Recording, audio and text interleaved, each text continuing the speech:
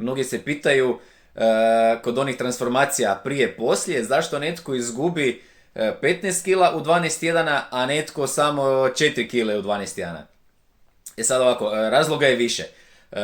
Glavni razlog je taj što ne kreću svi sa istim viškom kila. Znači netko ima 15, 20, 30 i plus više kila kao početno stanje, odnosno želi skinuti te kile, a netko kreće tako da želi izgubiti možda samo 4 kile. To je osnovni razlog. Drugi razlog može biti i metabolizam. Znači netko ima brži metabolizam pa će i brže odreagirati tijelo, a netko sporiji pa će to ići malo polaganije.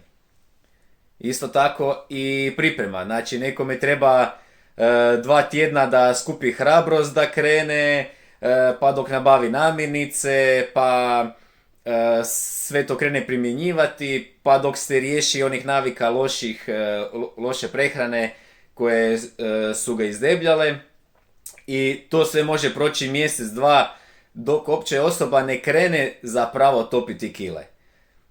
Treći razlog je trening.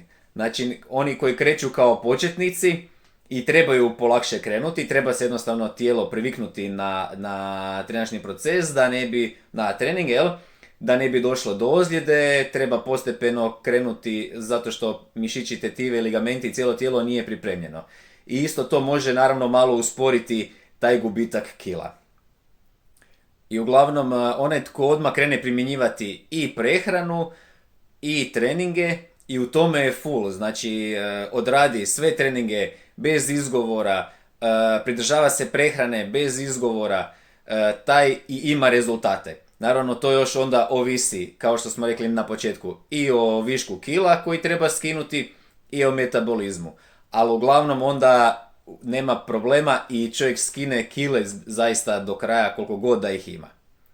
Svi ti razlozi su individualni, zato ja i u svom online klubu sa svojim članovima pristupam individualno kako bi rješavali baš taj točno njihov problem zašto kile ne idu. Ako si ti isto boriš sa viškom kila, stavi u komentar palac, javit ću ti se povratno i probat ćemo naći rješenje zašto kile još nisu krenule dolje.